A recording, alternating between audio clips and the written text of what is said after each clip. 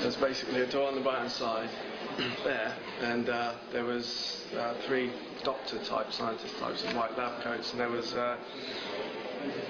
2 other people, and we were lined up against the wall like this. Yeah. And there was another room just next to it on the left. We were taken in, and there were 3 pods in that room lined up.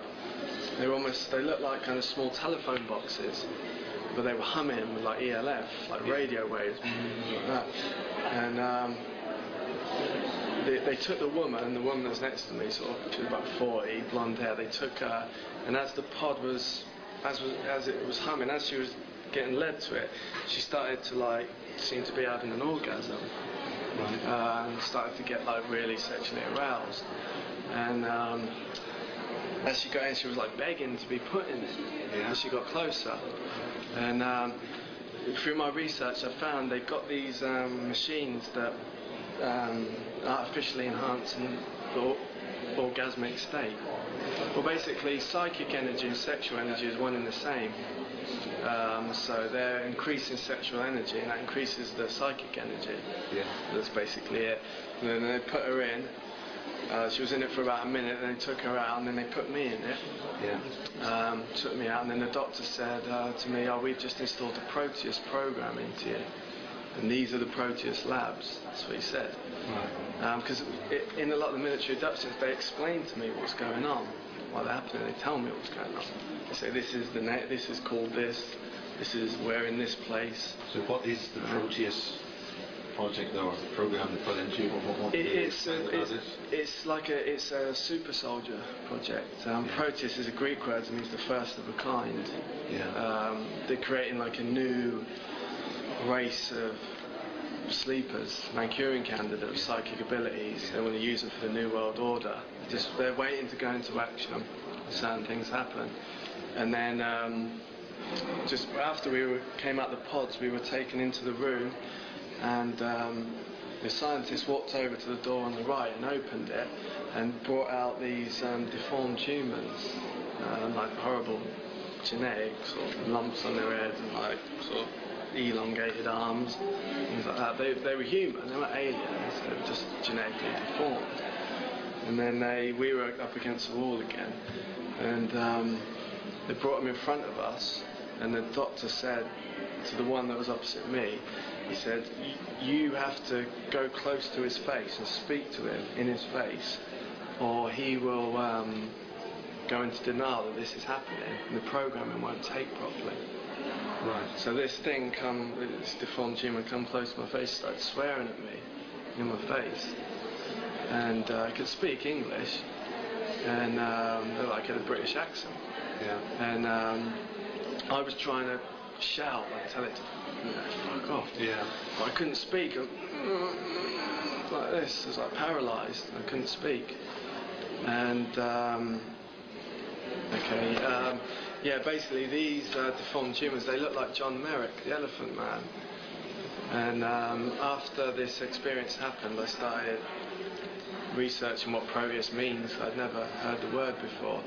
And I found out that it's a Greek name. It means the first of a kind.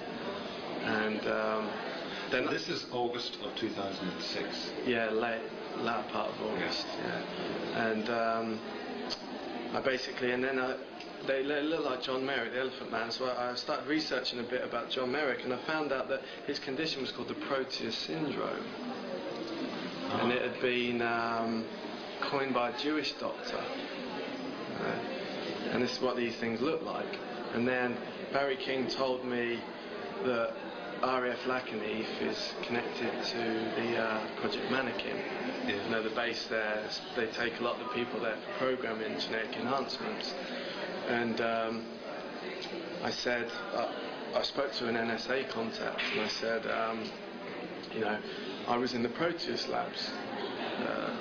I was taken there by aircraft.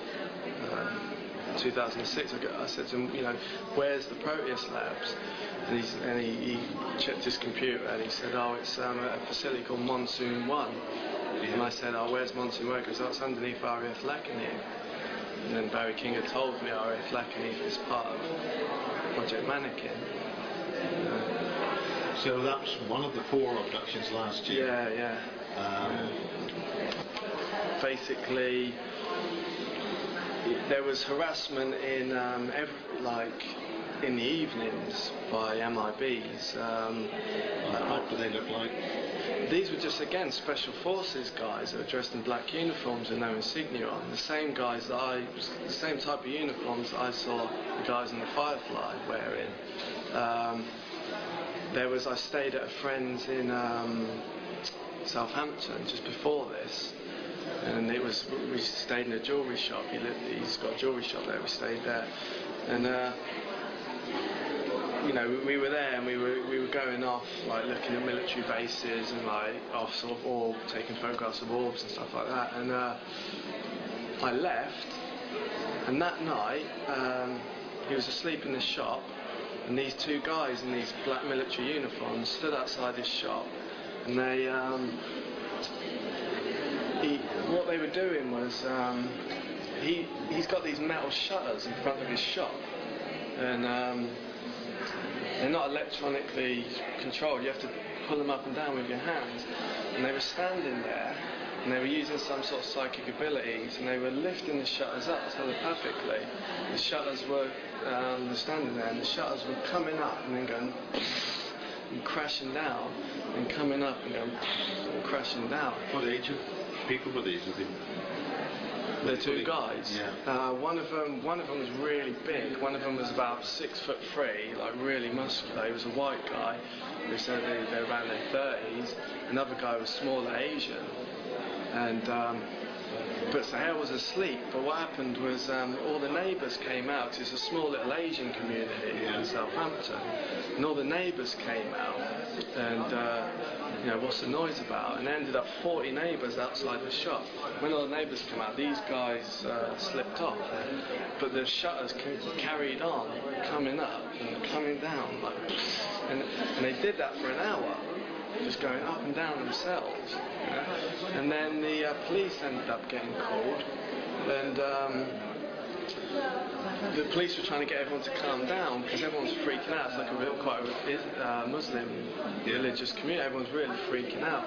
And the police said, no, these are on electronic shutters. They've got to be. And they said the battery should run out because it's been doing it for an hour now.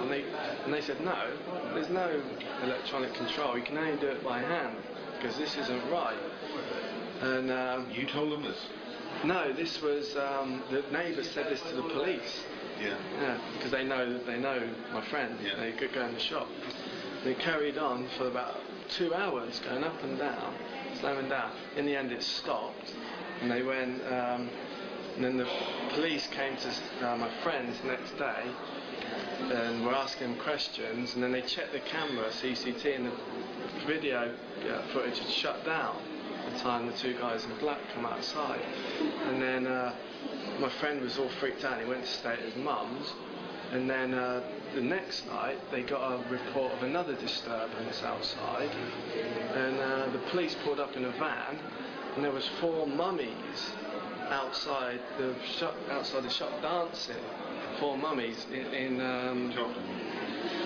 like proper mummies, outside, like in a circle dancing outside the shop.